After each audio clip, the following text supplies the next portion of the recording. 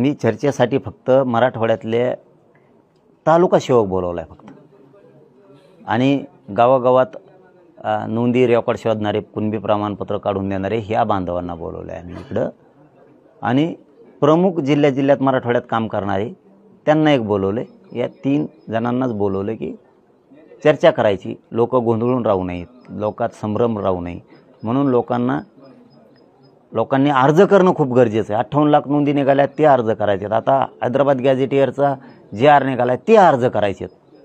काही आमचे गरीब माणसं आहेत त्यांना नाही लक्षात येत लवकर कसा करायचा बाबा अर्ज, कुठं करायचा बाबा, काय करायचं. मग आपण तालुका सेवकाला सांगू, ते गावागावात जाऊन सांगल. परत आपण नोंदी शोधणाऱ्याला सांगू, ते गावागावात जाऊन सांगल. परत आपण आपले प्रमुख जिल्ह्यात काम करणार आहेत मराठवाड्यात त्यांना सांगू, मग ते तालुकाभर जिल्हाभर सांगतील. म्हणून हे आम्हाला चर्चा करून हे पुढं न्यायचं आहे. आणखी याच्यासाठी 50-60 जण बोलवलेले आहेत आम्ही.